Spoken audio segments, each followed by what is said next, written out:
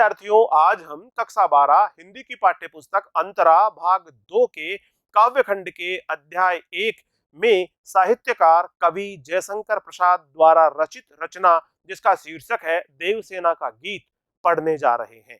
Video भाग 1 में हमने कवि साहित्यकार जयशंकर प्रसाद का परिचय प्राप्त किया है, तो आइए पढ़ते हैं देवसेना का गीत।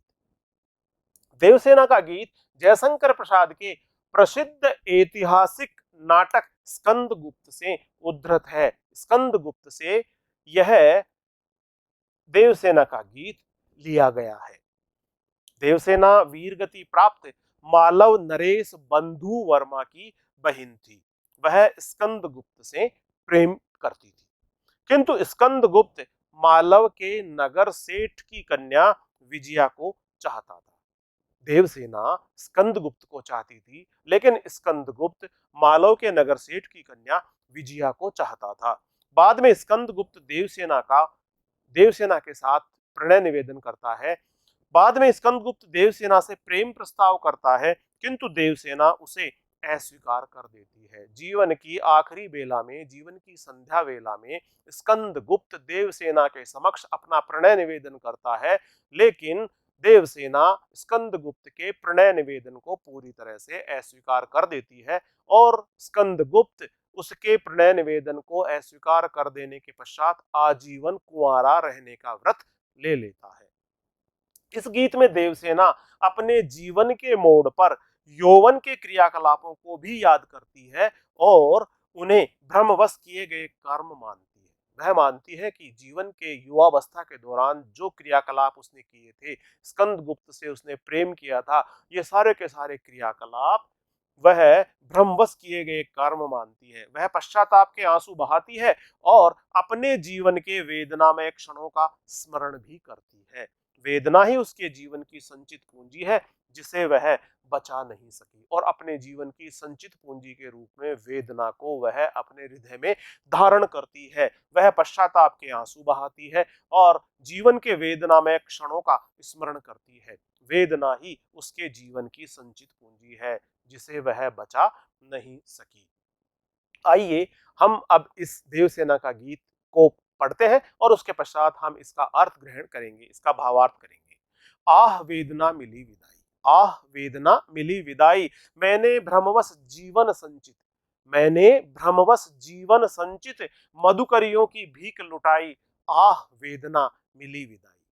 छल छल थे संध्या के श्रमकण, आंसू से गिरते थे प्रतिक्षण, मेरी यात्रा पर लेती थी नीरवता अनंत अंगड़ाई। छल छल थे संध्या के श्रमकण, आंसू से गिरते थे प्रतिक्षण, मेरी यात्रा पर लेती थी नीरवता अनंत अंगड़ाई। श्रमित स्वप्न की मधुमाया में, गहन विपन की तरु छाया में, पथिक उनिंदी श्रुति में किसने यह विहाग की तान उठाई। लगी सतृष्ण दीठ थी सबकी, लगी सतृष्ण दीठ थी सबकी, रही बचाए फिरती कब की, मेरी आशा आह बावली, तूने खो दी सकल कमाई। चढ़कर मेरे जीवन रथ पर, प्रलय चल रहा अपने पथ पर, मैंने निज दुर्बल पद बल पर, उससे हारी होड़ लगाई, उससे हारी होड़ लगाई। लौटा लो ये अपनी थाती, मेरी करुणा हाहा खाती, विश्व न संभलेगी यह मुझसे, इससे मन की लाज गंवाई, इससे मन की लाज गंवाई। यह देवसेना का गीत जिसका हमने वाचन किया। अब हम देवसेना का गीत को ठीक प्रकार से भावार्थ सहित, इसके अर्थ सहित समझने का प्रयास करेंगे। आह वेदना मिली विदाई, मैंने भ्रमवश जीवन संचित, मधुकरियों की भीख लुटाई। आइए सबसे पहले हम कठिन शब्द देख लेते हैं। भ्रमवश, भ्रमवश का आशय है भ्रम के कारण। संचित, संचित से आशय है एकत्रित, एकत्र। मधुकरियों, मधुकरियों से आशय है भिक्षा। आह, आह एक इस प्रकार का शब्द है जिसमें दुख भरा हुआ है, जिसमें वेदना भरी हुई है, जिसमें पीड़ा भरी हुई है। आह वेदना मिली विदाई, विदाई वेदना, वेदना से भरी हुई विदाई मिली है। मैंने भ्रमवश जीवन संचित, मधुकरियों की भीख लुटाई। इन पंक्तियों को पढ़ने से पहले आइए इसके संदर्भ के बारे में जानकारी प्राप्त करते हैं। प्रस्तुत पंक्तियां छायावादी कवि जयशंकर प्रसाद के प्रसिद्ध ऐतिहासिक नाटक स्कंद गुप्त से उद्धृत है। स्कंद गुप्त से इन पंक्तियों को लिया गया है। इसमें प्रसंग की चर्चा करते हैं। इन पंक्तियों में जो प्रसंग है, मालव नरेश बंधु वर्मा की बहन देवसेना स्कंद गुप्त से प्रेम करती थी। मालव नरेश बंधु वर्मा की बहन देवसेना स्कंद गुप्त से प्रेम किया करती थी और स्कंद गुप्त मालव के नगर सेठ की पुत्री विजया से प्रेम करता है। जीवन के उत्तरार्ध में स्कंद गुप्त के विवाह प्रस्ताव को वह अस्वीकार कर देती है। यहाँ वह से आशय देवसेना से है। जीवन के उत्तरार्ध में देवसेना स्कंद गुप्त के विवाह प्रस्ताव को मना कर देती है तथा आजीवन अविवाहित रहने का व्रत ले लेती है। अब हम इसकी व्याख्या देखते हैं। आह वेदना मिली विदाई, मैंने भ्रमवश जीवन संचित, मधुकरियों की भीख लुटाई। इन पंक्तियों में, इस गीत की प्रारंभिक पंक्तियों में देवसेना अपने जीवन पर दृष्टिपात करते हुए अपने जीवन के अनुभवों में अर्जित वेदनामय क्षणों को याद करती है। वह कहती है, आह वेदना मिली विदाई, मुझे विदाई में वेदना ही पूंजी के रूप में मिली है। क्षणों को याद कर रही है। अपने असफल प्रेम की पीड़ा व्यक्त करती हुई देवसेना कहती है कि जब मेरी आशा, मेरी आकांक्षाएं, मेरे समस्त प्रकार के भावी सुख की कल्पनाएं समाप्त हो गई है, तब मैं वेदना भरे हृदय से इससे विदाई लेती हूँ। अब मैं मेरी आशाओं से, मेरी आकांक्षाओं से, मेरे भावी सुख से मैं विदाई लेती हूँ। मेरा हृदय तो वेदनाओं से भर गया है, वेदनाओं का सागर बन गया है। आह वेदना मिली विदाई, मैंने भ्रमवश जीवन संचित, मैंने भ्रमवश, भ्रम के कारण से जीवन में जो संचित किया था, जितनी प्रकार की आशाएं थी, जितनी प्रकार की आकांक्षाएं थी, जीवन में जो भावी सुख मैंने संजोए थे, वो सब भ्रमवश मैंने इकट्ठे किए थे, भ्रमवश मैंने संजोए थे। मधुकरियों की भीख लुटाई और इस प्रकार से उस सब को मैंने भिक्षा के अंदर लुटा दिया है। आह वह अपने यौवन के क्रियाकलापों को भ्रमवश किए गए कार्य मानती है। मैंने भ्रमवश जीवन संचित, जो मैंने जीवन में संचित किया था उसको भ्रमवश संचित किया था।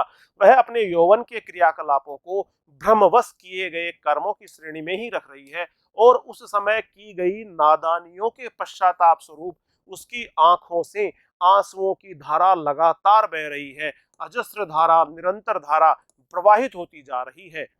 वह कहती है कि मैंने स्कंदगुप्त को अपना समझकर उससे प्रेम किया, किंतु जैसे कोई प्राप्त भिक्षा को लुटा देता है, मैंने भी नादानी में भ्रमवश अभिलाषा रूपी भिक्षा को लुटा दिया है। आशा व आकांक्षा जो मेरे जीवन की संचित पूंजी थी, मैंने मेरे जीवन में जो आशाएं, अभिलाषा और भावी सुख को एक संचित पूंजी के रूप में एकत्र कर रखा था, मैं उसे भी नहीं बचा सकी। इन पंक्तियों में जो विशेष रूप से हमें देखने को मिलता है वह है देवसेना की वेदना और निराशा की अभिव्यक्ति इन पंक्तियों के माध्यम से हुई है। तत्सम शब्दावली का प्रयोग इसमें हुआ है। भाषा में प्रसाद गुण है और लाक्षणिकता का भी समावेश हमें देखने को मिलता है।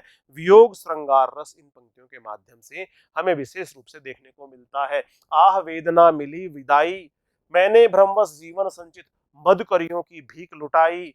छल छल थे संध्या के श्रम कण, आंसू से गिरते थे प्रतिक्षण, मेरी यात्रा पर लेती थी नीरवता अनंत अंगड़ाई। आइए सबसे पहले कठिन कठिन शब्दों का अर्थ देख लेते हैं। नीरवता, नीरवता से आशय है खामोशी। अनंत, अनंत से आशय है अंतहीन, यानी जो रुकने वाली नहीं है। छल छल थे संध्या के श्रम कण, संध्या का यहाँ पर मानवीकरण कर दिया गया है। संध्या को भी मानव की तरह कार्यकलाप करते हुए दिखाया गया है। जहां पर भी प्रकृति का या इस प्रकार के उपादानों का मानव की तरह क्रियाकलाप करते हुए चित्रण किया जाता है, वहां हमें मानवीकरण अलंकार देखने को मिलता है। छल छल थे संध्या के श्रम कण, श्रम कण से आशय है पसीना। पसीना, श्रम से उत्पन्न हुई जल की बूंदें यानी पसीना, स्वेद कण। आंसू से गिरते थे प्रतिक्षण, हर एक क्षण, प्रत्येक क्षण आंसू की तरह लगातार प्रवाहित होते जा रहे थे। मेरी यात्रा पर लेती थी नीरवता अनंत अंगड़ाई, और मेरी जो यात्रा है उसके साथ तो केवल और केवल नीरवता ही मेरा साथ निभाती आ रही है। अकेलापन ही मेरा साथी है, नीरवता ही मेरा साथी है। इन पंक्तियों के माध्यम से कवि जयशंकर प्रसाद कहते हैं कि जीवन के इस मोड़ पर अर्थात जीवन संध्या की बेला में वह अपने यौवन के क्रियाकलापों को याद कर रही है। देवसेना अपने यौवन के क्रियाकलापों को याद कर रही है। छल छल थे संध्या के श्रम कण, आंसू से गिरते थे प्रतिक्षण, मेरी यात्रा पर लेती थी नीरवता अनंत अंगड़ाई। देवसेना बेहद निराशाजनक स्थिति में है। संध्या के छलकते हुए पसीने रूपी आंसू उसकी आंखों से प्रतिक्षण गिर रहे हैं। मेरे जीवन की इस यात्रा में नीरवता, नीरवता से आशय है अकेलापन, अर्थात अकेलापन प्रतिक्षण अंतहीन अंगड़ाई ले रहा है। प्रतिक्षण अंतहीन अंगड़ाई लेने से आशय यह है कि उसके जीवन में केवल और केवल अकेलापन ही उसका साथ है, उसका साथी है। देवसेना जीवन भर दुख के बादलों से घिरी रही है। स्कंदगुप्त को पाने की उसकी अभिलाषा पूरी नहीं हुई। सारा जीवन संघर्ष करते हुए बीता, उसे सुख भी प्राप्त नहीं हुआ। देवसेना ने जीवन भर संघर्ष किया। स्कंदगुप्त के प्रेम की सुखद आकांक्षाओं के सपनों को उसने संजोया, किंतु उसकी आकांक्षाएं अतृप्त ही रही। इन पंक्तियों में हम जो विशेष देखते हैं, देवसेना की मनोव्यथा का इसमें मार्मिक चित्रण किया गया है। प्रसाद गुण और लाक्षणिकता हमें इसमें देखने को मिलती है। रस वियोग श्रृंगार है और स्थायी भाव रति है। इसकी भाषा साहित्यिक खड़ी बोली है। आंसू से गिरते में उपमा अलंकार है। आंसू से गिरते थे प्रतिक्षण, आंसू में उपमा अलंकार है। और लेती थी नीरवता अंगड़ाई में मानवीकरण अलंकार है। और नीरवता को यहाँ पर अंगड़ाई लेते हुए दिखाया गया है। नीरवता यानी अकेलेपन को, नीरवता शांति चुप्पी को यहाँ पर अंगड़ाई लेते हुए दिखाया गया है। यहाँ पर नीरवता में हमें मानवीकरण अलंकार देखने को मिलता है। छल छल थे संध्या के श्रम कण, आंसू से गिरते थे प्रतिक्षण, मेरी यात्रा पर लेती थी नीरवता अनंत अंगड़ाई। श्रमित स्वप्न की मधुमाया में, गहन विपिन की तरु छाया में, पथिक उनिदी श्रुति में किसने यह विहाग की तान उठाई। आइए सबसे पहले कठिन शब्दों का अर्थ देख लेते हैं। श्रमित, श्रमित से आशय होता है परिश्रम करके थका हुआ होना। श्रम करने के बाद जो थकान होती है उसे श्रमित कहा जाता है। परिश्रम करके थका हुआ श्रमित। स्वप्न, स्वप्न मधु माया में, गहन, गहन मानी सघन गहरा। विपिन, विपिन से आशय होता है जंगल घना वन। तरु छाया पेड़ों की छाया में। पथिक, पथिक से आशय राहगीर। उनीदी, उनीदा होना यानी नींद में भरा हुआ होना, आंखें, आंखों में नींद का भरा हुआ होना। श्रुति, श्रुति का आशय होता है सुनने की क्रिया। श्रुति किसने, विहाग, विहाग से आशय होता है अर्धरात्रि में गाया जाने वाला एक राग, उसे विहाग राग कहा जाता है। श्रमित स्वप्न की मधुमाया में, गहन विपिन की तरु छाया में। इन पंक्तियों का आशय इस प्रकार से है, जिस प्रकार कोई पथिक थक कर किसी वृक्ष की छाया में सुखद स्वप्नों को देखता हुआ विश्राम कर रहा हो और तब उसे कोई विहाग राग सुना दे। कोई थक कर बहुत गहरी नींद में सोया हुआ है और इस प्रकार गहरी नींद में सोए हुए व्यक्ति को यदि कोई विहाग राग सुना दे तो उसे बहुत बुरा लगेगा, तो उसे बहुत बुरा लगता है। इसी प्रकार जीवन के आखिरी पड़ाव पर स्कंदगुप्त द्वारा प्रणय निवेदन करना भी देवसेना को विहाग राग सुनाने के समान ही कष्ट प्रदान करने वाला प्रतीत होता है। स्कंदगुप्त से प्रेम देवसेना के लिए एक सपने की तरह ही था। वह सपना थककर टूट चुका है। अब स्कंदगुप्त का प्रणय निवेदन उसे अच्छा नहीं लग रहा। इन पंक्तियों में हम विशेष देखेंगे देवसेना की मनोव्यथा का चित्रण इन पंक्तियों में किया गया है। प्रसाद गुण और लाक्षणिकता से ये युक्त है। रस वियोग श्रृंगार है, स्थायी भाव रति इसमें हमें देखने को मिलता है। इसकी भाषा साहित्यिक खड़ी बोली है। श्रमित स्वप्न में अनुप्रास अलंकार है, जैसा कि श्रमित स्वप्न दोनों में सह सह वर्ण की आवृत्ति हुई है, इसलिए इसमें अनुप्रास अलंकार हमें देखने को मिलता है। लगी सतृष्ण दीठ थी सबकी, रही बचाए फिरती कब की, मेरी आशा आह बावली, तूने खो दी सकल कमाई। सतृष्ण, सतृष्ण से आशय है तृष्णा के साथ में, तृष्णा के साथ में। दीठ, दीठ से आशय होता है दृष्टि सबकी। रही बचाए फिरती कब की, मेरी आशा आह बावली, सकल खोदी तूने तूने खो दी सकल कमाई, सकल से आशा होती है सारी की सारी कमाई खो दी। इन पंक्तियों में कठिन शब्दों को जानने के पश्चात आइए अब हम इन पंक्तियों के भाव पर विचार करें। लगी सतृष्ण दीठ थी सबकी, तृष्णा से भरी हुई दीठ मानी दृष्टि, आंखें सबकी मुझ पर लगी हुई थी। देवसेना कहती है कि उसकी यौवनावस्था में उसके आसपास सबकी प्यासी निगाहें ही दिखाई पड़ती थी और वह स्वयं को इन प्यासी निगाहों से बचाने की कोशिश करती है। देवसेना मानवीय मनोवृत्ति का वर्णन करते हुए कहती है कि जब वह यौवन से परिपूर्ण थी तब सबकी तृष्णा भरी प्यासी दृष्टि उस पर पड़ती थी। लगी सतृष्ण दीठ थी सबकी, सबकी तृष्णा भरी निगाहें उसे देखा करती थी। देवसेना कहती है कि मैं लोगों की वासना भरी कुदृष्टि से अपने आप को बचाने का प्रयत्न करती रही बचाए फिरती कब की, और मैं सबसे अपने आप को बचाने का प्रयास करती थी। लोगों की कुदृष्टि से, वासनामयी दृष्टि से अपने आप को बचाने का मैं मेरे यौवन काल में प्रयास किया करती थी। मेरी आशा आशा बावली है। आशा का मानवीकरण कर दिया गया है। आशा, जिस प्रकार कोई व्यक्ति बावला होता है, पागल होता है, उसी प्रकार से यहाँ आशा को भी देवसेना ने बावली कहकर संबोधित किया है। तूने खोदी सकल कमाई, फिर भी जो उसके जीवन की पूंजी है, सारी कमाई है, वह उसे बचा नहीं सकी। यही विडंबना है, यही वेदना है। खोदी, तूने खोदी सकल कमाई, यही वेदना है। देवसेना कहती है कि मैं जीवन भर संचित अपनी अभिलाषा रूपी पूंजी की रक्षा नहीं कर सकी और अपनी बावली आशा के कारण उसे गंवा बैठी। भाव यह है कि देवसेना स्कंदगुप्त से जीवन भर प्रेम करती रही, किंतु उसे स्कंदगुप्त का प्रेम प्राप्त नहीं हुआ। विशेष देखेंगे, भाषा में तत्सम शब्दावली का प्रयोग किया गया है। इन पंक्तियों में संगीतात्मकता है, संगीत के साथ इसको गाया जा सकता है। देवसेना की गहन वेदना का मार्मिक वर्णन किया गया है। बावली देवसेना की आशाओं और कल्पनाओं को बताया गया है। इस प्रकार यहाँ मानवीकरण अलंकार भी हमें देखने को मिलता है। चढ़कर मेरे जीवन रथ पर प्रलय चल रहा अपने पथ पर, चढ़कर मेरे जीवन रथ पर प्रलय चल रहा अपने पथ पर, मैंने निज दुर्बल पद बल पर उससे हारी होड़ लगाई। कठिन शब्दों के अर्थ देख लेते हैं। जीवन रथ, जीवन रूपी रथ, जीवन रथ, जीवन रूपी रथ, इसमें रूपक अलंकार हमें देखने को मिलता है।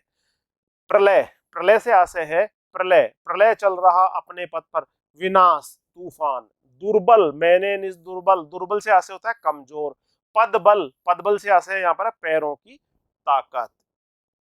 इन पंक्तियों में चढ़कर मेरे जीवन पथ पर प्रलय चल रहा अपने पथ पर, कवि जयशंकर प्रसाद इन पंक्तियों के माध्यम से कह रहे हैं कि प्रलय स्वयं देवसेना के जीवन रथ पर सवार है।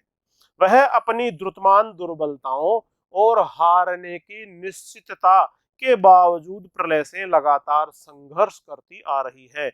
देवसेना जीवन पर्यंत संघर्ष करने के कारण निराश हो गई है। प्रलय चल रहा अपने पथ पर, चढ़कर मेरे जीवन रथ पर, मैंने निज दुर्बल पद बल पर उससे हारी होड़ लगाई। अब वह निराश हो गई है, इसलिए वह कहती है कि प्रलय ही उसके जीवन का साम्राज्य बन गया है, अर्थात मेरा जीवन तूफानों से घिरने के कारण हताशा से भर गया है। मेरे जीवन की सुंदर आशा व आकांक्षाएं सब समाप्त हो गई है। मैं अपने दुर्बल पैरों पर खड़ी होकर प्रलय यानी जीवन की झंझा से व्यर्थ ही होड़ कर रही हूं। मुझे पता है कि मैं प्रलय से मुकाबला नहीं कर सकती, मेरे पैर दुर्बल है, ऐसा होने के बावजूद भी मैं जीवन की झंझा से संघर्ष कर रही हूं, क्योंकि उसमें मेरी हार होना ही निश्चित है। प्रलय से मैं व्यर्थ ही होड़ कर रही हूं, क्योंकि उसमें मेरी हार होना निश्चित है। विशेष देखते हैं इन पंक्तियों के बारे में। देवसेना के दुर्बल मन का सजीव वर्णन हुआ है। तत्सम शब्दावली है, साहित्यिक खड़ी बोली का इसमें प्रयोग हुआ है। वियोग श्रृंगार रस है, जीवन रथ में रूपक अलंकार है, जीवन रूपी रथ, जीवन रथ में रूपक अलंकार है। पथ पर हारी होड़, पथ पर पै वर्ण की आवृत्ति हुई है, इसलिए इसमें अनुप्रास अलंकार हमें देखने को मिलता है। एक ही वर्ण की यदि आवृत्ति बार बार हो तो उसमें हमें अनुप्रास अलंकार देखने को मिलता है। हारी होड़ में है वर्ण और होड़ में है वर्ण, यहाँ पर है वर्ण की आवृत्ति हुई है, इसलिए इसमें भी अनुप्रास अलंकार है। प्रलय का मानवीकरण किया गया है, क्योंकि प्रलय चल रहा अपने पथ पर, प्रलय को अपने पथ पर चलता हुआ दिखाया गया है। जिस प्रकार मानव चलता है उसी प्रकार प्रलय को भी पथ पर चलता हुआ दिखाया गया है। यहाँ पर प्रलय का मानवीकरण किया गया है। लौटा लो ये अपनी थाती, मेरी करुणा हा हा खाती, विश्व न संभलेगी ये मुझसे, इससे मन की लाज गंवाई। आइए इन पंक्तियों में आए हुए कठिन शब्दार्थ देखते हैं। थाती, थाती से आशय होता है विरासत में प्राप्त संपत्ति, उत्तराधिकार। जो विरासत में मिलता है, उत्तराधिकार में मिलता है, उसे थाती कहा जाता है। लौटा लो ये अपनी थाती, मेरी करुणा हा हा खाती, मेरे हृदय में भरा हुआ करुणा का भाव हाहाकार कर रहा है। लौटा लो ये अपनी थाती, अपनी धरोहर, अपनी प्रेम रूपी पूंजी, अपनी प्रेम रूपी संपत्ति को वापस लौटा लो। हे विश्व विजेता, स्कंदगुप्त को संबोधित करती हुई देवसेना कहती है, हे विश्व न संभलेगी ये मुझसे। आपका प्रेम प्रणय और प्रेम निवेदन के माध्यम से जो प्रेम की सौगात मुझे देने की आप बात कर रहे हैं, यह जो थाती है ये मुझसे नहीं संभाली जाएगी। इससे मन की लाज गंवाई, और मैंने तो अपने मन की लाज भी गंवा दी है। मैंने मेरा जो स्वाभिमान था वो भी मैंने गंवा दिया है, मन की लाज भी गंवा दी है। इन पंक्तियों के माध्यम से कवि जयशंकर प्रसाद कहते हैं कि अंत में निराश होकर वह विश्व से कहती है, वह से आशय देवसेना विश्व से कहती है कि इस धरोहर यानी प्रेम रूपी संपत्ति को वापस लौटा लो। मुझ में इस थाती को संभाल कर रखने की ताकत नहीं है। अब मुझ में इस थाती को संभाल कर रखने की न तो ताकत है, न चाहत है, न मैं साहस रखती हूँ। मेरे हृदय में करुणा का भाव हाहाकार कर रहा है। मेरा हृदय विभिन्न प्रकार की पीड़ाओं से भरा है, विपत्तियों से भरा है, कष्टों से भरा हुआ है, और उन पीड़ाओं से भरे हुए भाव के साथ में मेरे हृदय की जो करुणा है वह हाहाकार कर रही है। स्कंदगुप्त के प्रेम में डूबकर मैंने अपनी लाज भी गंवा दी है। अब मुझसे ये वेदना सहन नहीं होती। गीत के शिल्प में रची गई यह कविता वेदना के क्षणों में मनुष्य और प्रकृति के संबंधों को भी व्यक्त करती हुई चलती है। विशेष देवसेना की वेदना का मार्मिक वर्णन किया गया है। तत्सम शब्दावली युक्त साहित्यिक प्रवाहमान और परिष्कृत खड़ी बोली का इसमें प्रयोग हुआ है। तत्सम शब्दावली है, साहित्यिक भाषा है, प्रवाहमान और परिष्कृत खड़ी बोली का प्रयोग हुआ है। वियोग श्रृंगार रस देखने को मिलता है। लोटा लो लय वर्ण की आवृत्ति हुई है में, इस कारण से एक ही वर्ण की आवृत्ति होने से इसमें अनुप्रास अलंकार हमें देखने को मिलता है। प्रिय विद्यार्थियों, आज हमने कवि जयशंकर प्रसाद द्वारा रचित रचना देवसेना का गीत पढ़ा, इसको अच्छी प्रकार से समझ लिया है। अगले वीडियो में हम कवि जयशंकर प्रसाद द्वारा रचित गीत जिसका शीर्षक है कार्नेलिया का गीत लेकर शीघ्र ही आपके समक्ष उपस्थित होंगे। तब तक नमस्कार।